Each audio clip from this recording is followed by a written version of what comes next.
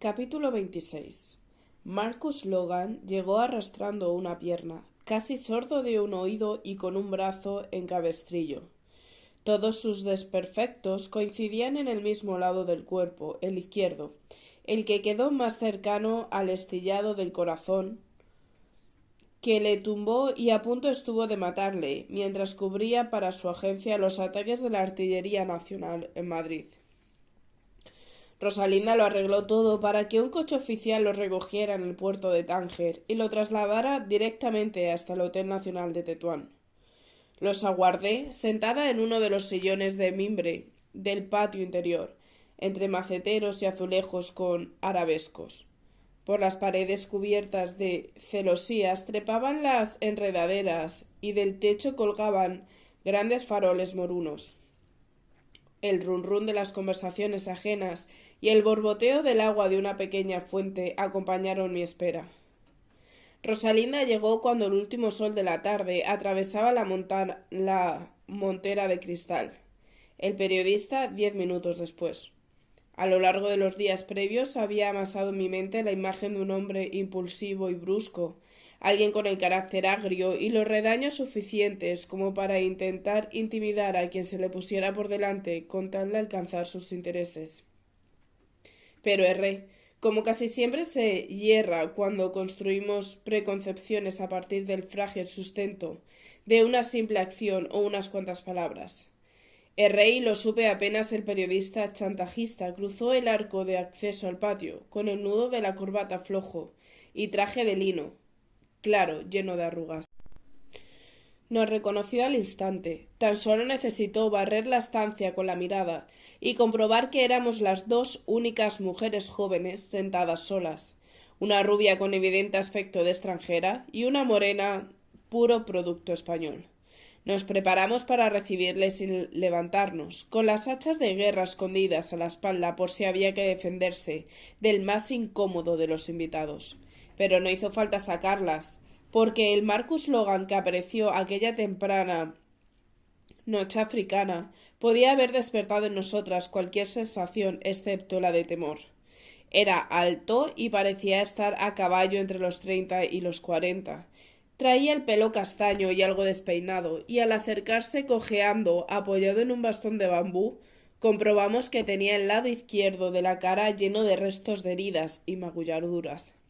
Aunque su presencia dejaba intuir al hombre que debió de ser antes del percance, que a punto estuvo de acabar con su vida por el flanco izquierdo, en aquellos momentos era poco más que un cuerpo doliente que apenas terminó de saludarnos con toda la cortesía que su lamentable estado le permitió desplegar.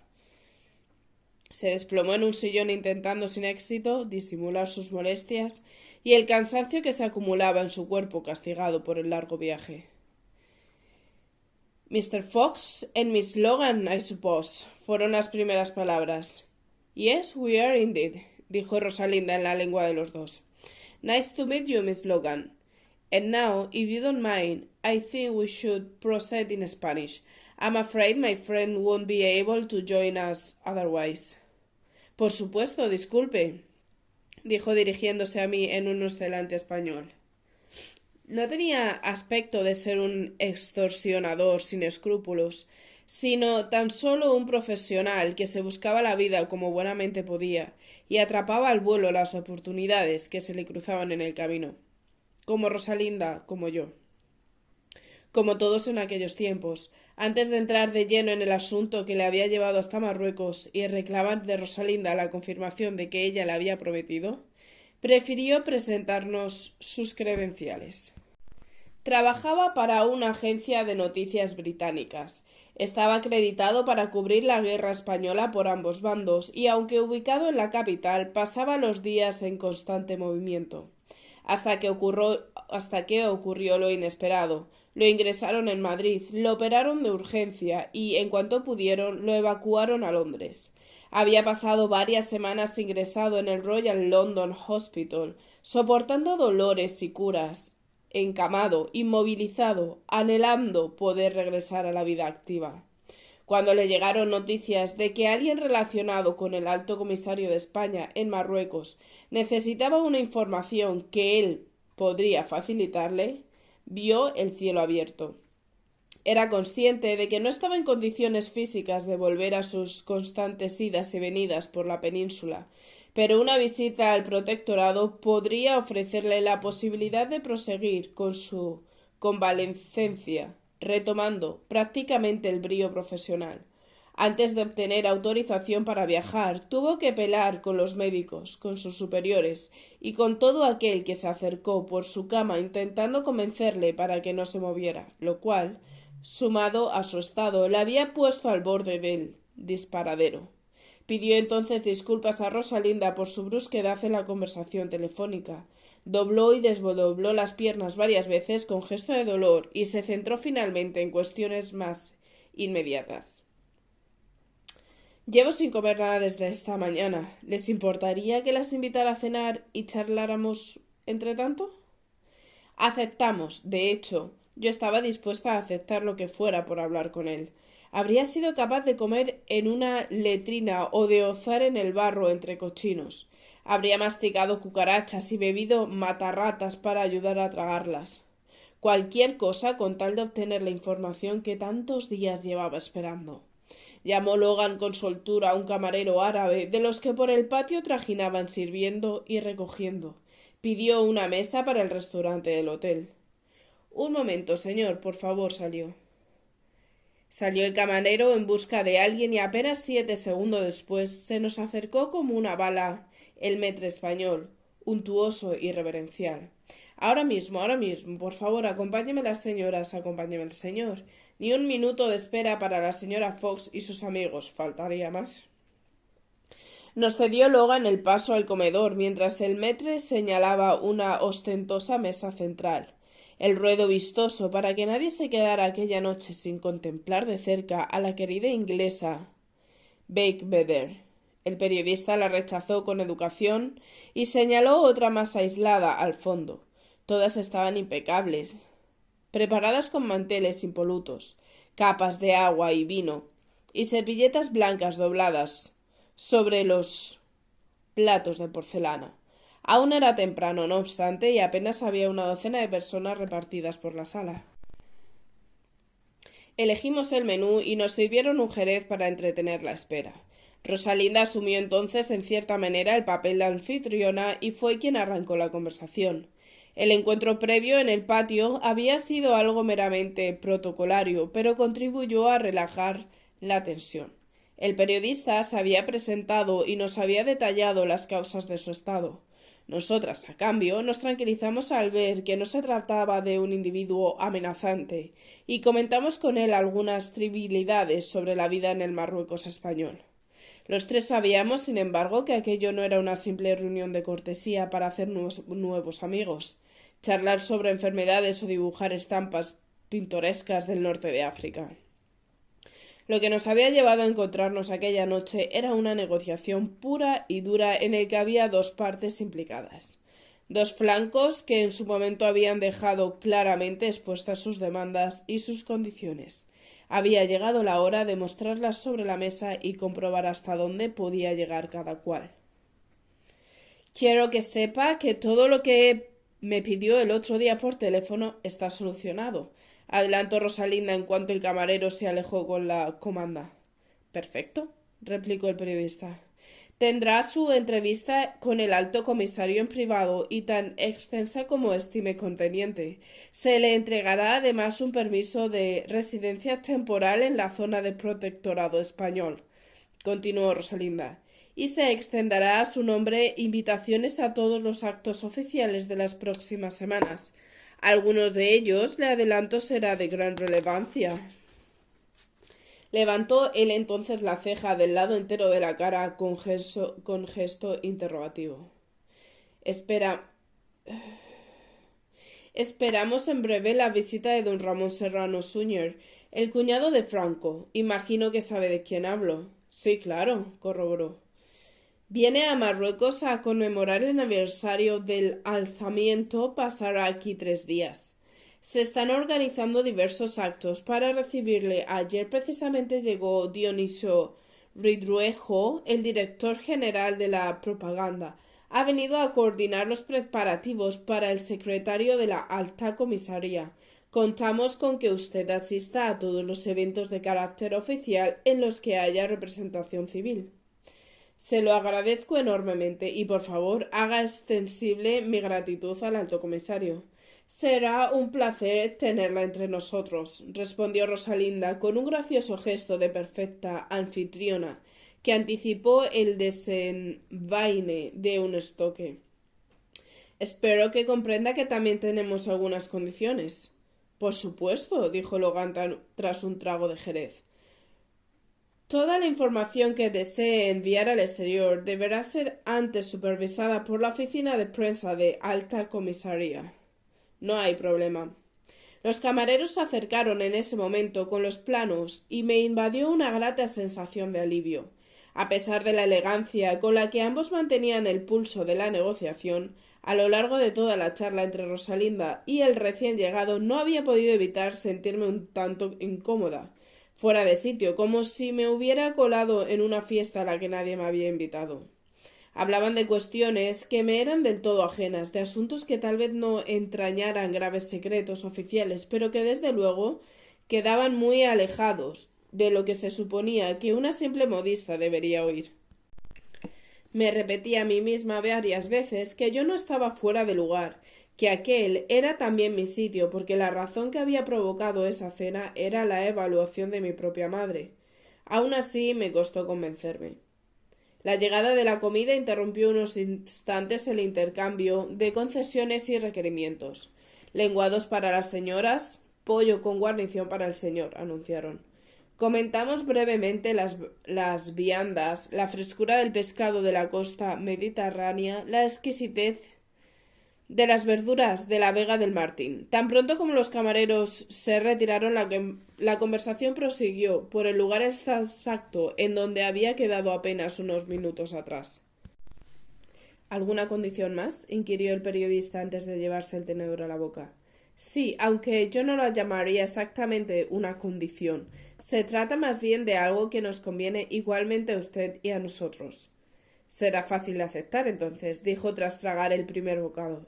Eso espero, confirmó Rosalinda. Verá, Logan, usted y yo nos movemos en dos mundos muy distintos, pero somos compatriotas y los dos sabemos que, en términos generales, el bando nacional tiene sus simpatías volcadas en los alemanes e italianos y no sienten el amor, el menor afecto por los ingleses. Así es, ciertamente, corroboró él.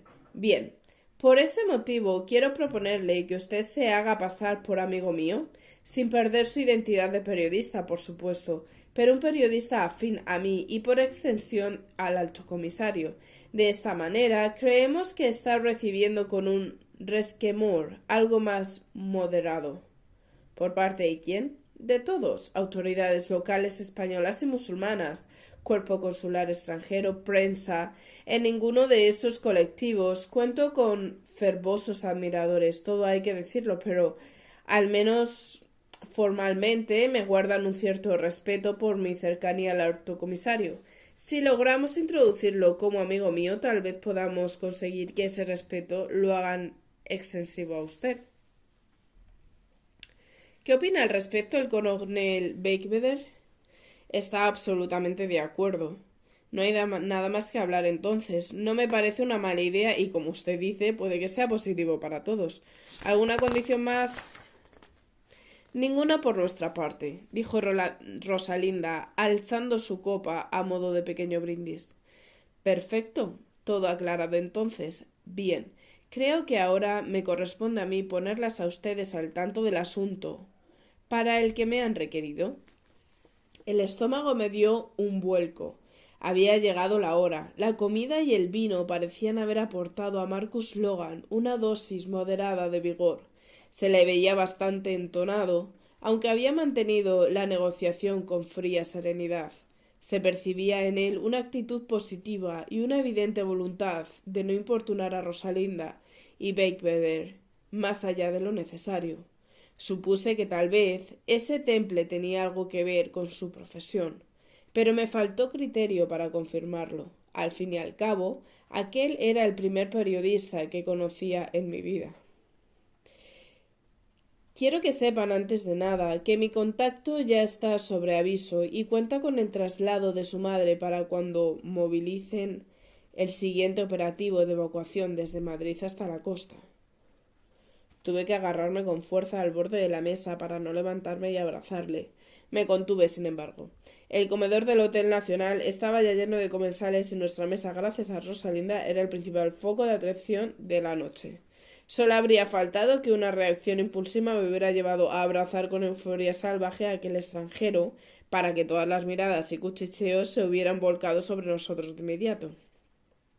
Así que las cosas frené el entusiasmo e insinué mi alborozo tan solo con una sonrisa y un leve gracias.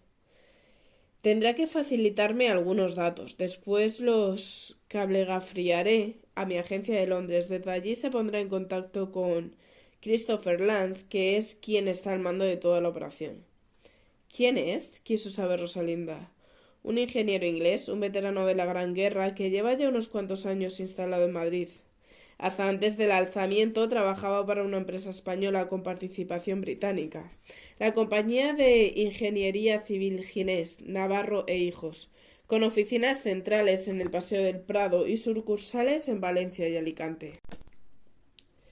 Ha participado con ellos en la construcción de carreteras y puentes, en un gran embalse en Soria, una planta hidroeléctrica cerca de Granada y un mástil para cepelines en Sevilla. Cuando estalló la guerra, los Navarro desaparecieron, no se sabe si por voluntad propia o a la fuerza. Los trabajadores formaron un comité y se hicieron cargo de la empresa. Lance pudo haberse marchado entonces, pero no lo hizo.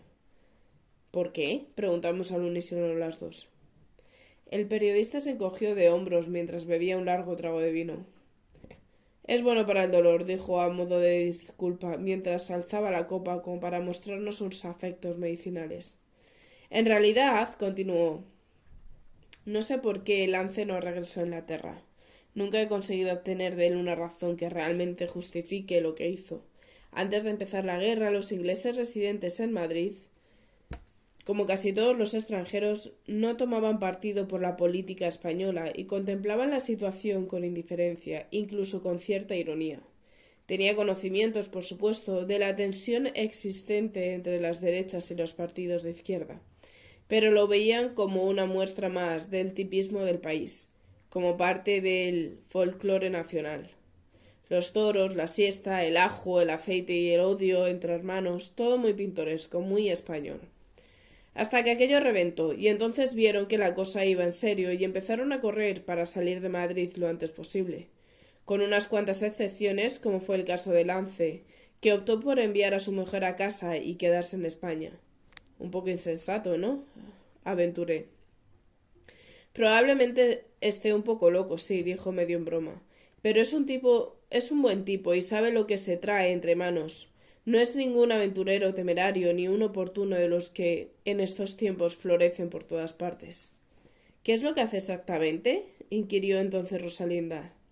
Presta ayuda a quien la necesita, saca de Madrid a quien puede, los lleva hasta algún puerto del Mediterráneo y allí los embarca en buques británicos de todo tipo. Lo mismo les sirve un barco de guerra que un paquebote o un carguero de limón. ¿Cobra algo?, quise saber. No, nada. Él no gana nada. Hay quien sí saca rendimiento con estos asuntos. Él no. Iba a explicarnos algo más, pero en ese momento se acercó a nuestra mesa un joven militar con breeches, botas brillantes y la gorra bajo el brazo. Saludó marcial con rostro concentrado y tendió un sobre a Rosalinda. Extrajo ella una cuartilla doblada, la leyó y sonrió. I'm truly very sorry, pero van a tener que perdonarme, dijo introduciendo sus cosas precipitadamente en el bolso. La pitillera, los guantes, la nota. Ha surgido algo inesperado, perdón. Añadió, se acercó a mi oído. Juan Luis ha vuelto de Sevilla antes de tiempo, susurró impetuosa. A pesar de su tímpano reventado, probablemente el periodista también lo oyó. Sigan hablando, ya me contarán, añadió en voz alta. Sira, darling, te veré pronto, y usted, Logan, Esté preparado para mañana. Un coche le recogerá aquí a la 1. Comerá en mi casa con el alto comisario y dispondrá después de toda la tarde para seguir con su entrevista. El joven militar y el descaro de múltiples miradas acompañaron a Rosalinda a la salida. En cuanto desapareció de nuestra vista, urgí a Logan para que continuara con sus explicaciones en el mismo punto en el que las había dejado. Sí, Lance no obtiene beneficios y no le mueven cuestiones políticas. ¿Por qué actúa entonces de esa manera? Volvió a encogerse de hombros con un gesto que excusaba su incapacidad para encontrar una explicación razonable. Hay gente así, les llaman pimpinelas. Lance es un personaje un tanto singular, una especie de cruzado de las causas perdidas. Según él, no hay nada político en su conducta. Le mueven tan solo cuestiones humanitarias. Probablemente habría hecho lo mismo con los republicanos si hubiera caído en la zona nacional. Tal vez le venga a la vena por ser hijo de un canónigo de la Catedral de Wells. ¿Quién sabe? El caso es que, en el momento de la sublevación, el embajador Sir Henry Chilton y la mayor parte de su personal se habían trasladado a San Sebastián para pasar el verano y en Madrid quedaba solo al mando un funcionario que no fue capaz de estar a la altura de las circunstancias. Así que Lance, como miembro veterano de la colonia británica, tomó en cierta manera las riendas de forma totalmente espontánea. Como dicen ustedes los españoles, sin encomendarse a Dios ni al diablo. Abrió la embajada para refugiar en principio a los ciudadanos británicos, apenas algo más de 300 personas entonces, según mis informaciones. Ninguno estaba en principio directamente implicado en política, pero en su mayoría eran conservadores simpatizantes de las derechas, así que buscaron protección diplomática en cuanto tuvieron conocimiento del cariz de los acontecimientos. El caso es que la situación sobrepasó lo esperado. A la embajada corrieron a refugiarse varios cientos de personas más. Alegaban haber nacido en Gibraltar o en un barco inglés durante una travesía. Tener parientes en Gran Bretaña, haber hecho negocios con la Cámara de Comercio británica, cualquier subterfugio para mantenerse al amparo de la Unión Jack, nuestra bandera. Porque precisamente en su embajada. No fue solo la nuestra, ni mucho menos. De hecho, la nuestra fue una de las más reacias a proporcionar refugio. Todas hicieron prácticamente lo mismo en los primeros días, acogieron a sus propios ciudadanos y a algunos españoles con necesidad de protegerse. ¿Y después? Algunas legaciones han seguido muy activas a la hora de proporcionar asilo e implicarse de una manera directa o indirecta en el tráfico de refugiados. Chile sobre todo, Francia, Argentina y Noruega también. Otras, en cambio, una vez transcurridos los primeros tiempos de incertidumbre, se negaron a seguir con aquello. Lance, no obstante, no actúa como representante del gobierno británico. Todo lo que hace es por sí mismo. Nuestra embajada, como le he dicho, ha sido una de las que se han negado a seguir implicadas en dar asilo y facilitar la evacuación de refugiados. Tampoco se dedica Lance a ayudar al bando nacional en abstracto, sino a personas que, a título individual, tienen necesidad de salir de Madrid, por razones ideológicas, por razones familiares, por lo que sea. Es cierto que comenzó instalándose en la embajada y de alguna manera logró que le concediesen el cargo de agregado honorario para gestionar la evacuación de ciudadanos británicos en los primeros días de guerra, pero a partir de entonces actúa por su cuenta y riesgo. Cuando a él le interesa, normalmente para impresionar a los milicianos y centinelas en los controles de las carreteras, hace un uso ostento de toda la parafernalia diplomática que tiene a mano. Brazalete rojo, azul y blanco en la mano para identificarse, banderitas en el automóvil y un salvoconducto enorme lleno de sellos y estampitas de la embajada, de 6 o 7 sindicatos obreros y del Ministerio de la Guerra, todo lo que tiene a mano. Es un tipo bastante peculiar este Lance, simpático, charlatán, siempre vestido con ropa llamativa, con chaquetas y corbatas que hacen daño a la vista. A veces creo que exagera todo un poco para que nadie lo tome demasiado en serio, y así no sospechen de él. ¿Cómo realiza los traslados hasta la costa? No lo sé con exactitud. Él es reacio a contar detalles. En un principio creo que comenzó con vehículos de la embajada y camiones de su empresa hasta que estos le fueron requisados. Últimamente parece que utiliza una ambulancia del cuerpo escocés puesta a disposición de la República. Suele además ir acompañado por Margaret Hill, una enfermera del Hospital Angloamericano. ¿Lo conoce? Creo que no. Está en la calle Juan Montalvo, junto a la ciudad universitaria, prácticamente en el frente. Allí me llevaron en principio cuando me hirieron. Después me trasladaron para operarme al hospital que han montado en el Hotel Palace. ¿Un hospital en el Palace?, pregunté incrédula. Sí, un hospital de campaña. ¿No lo sabía? No tenía ni idea. Cuando dejé Madrid, el Palace era, junto con el Ritz, el más lujoso de los hoteles. Pues ya ve, ahora lo dedican a otras funciones. Hay muchas cosas que han cambiado. Allí permanecí ingresado unos días, hasta que decidieron evacuarme a Londres. Antes de ser ingresado en el Hospital Angloamericano, y ya conocí a Lance. La colonia británica en Madrid en estos días es muy reducida.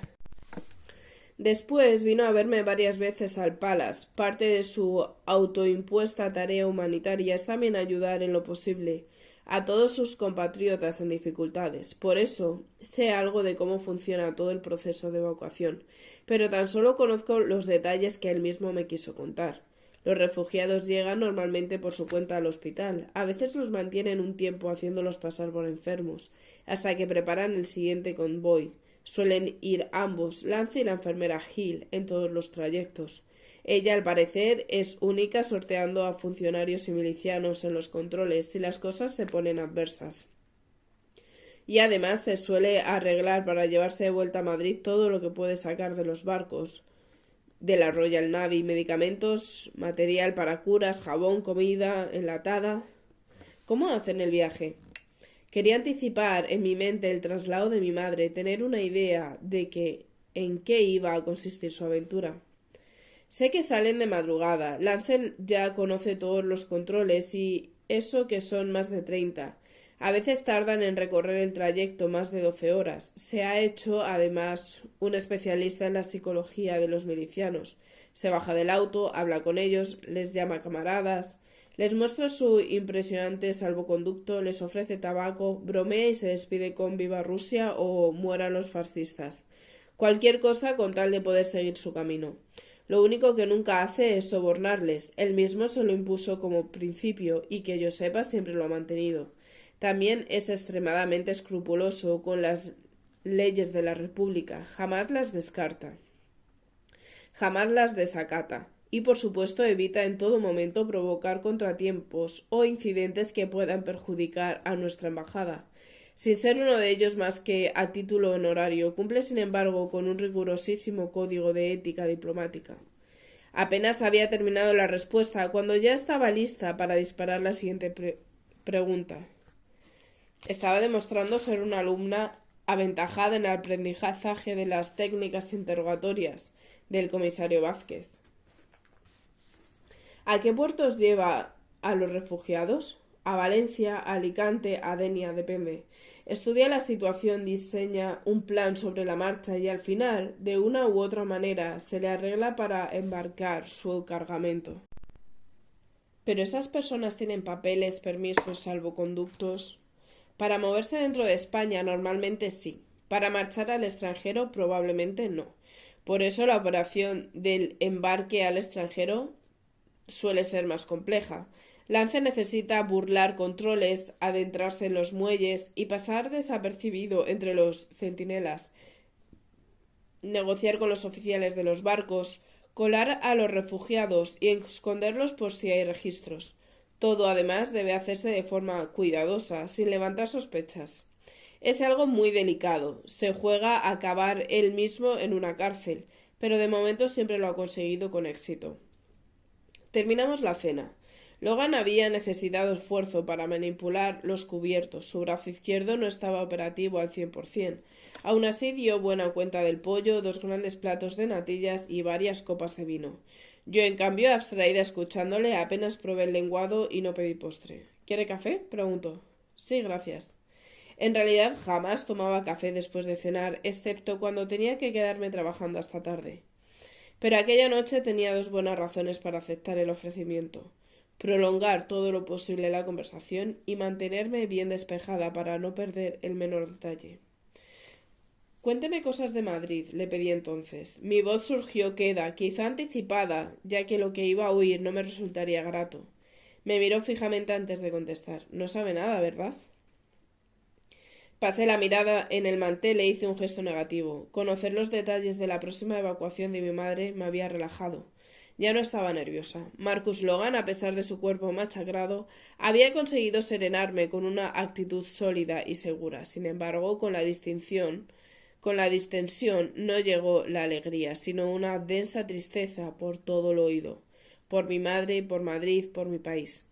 Noté de pronto una flojedad inmensa y presentí que las lágrimas se me acercaban a los ojos.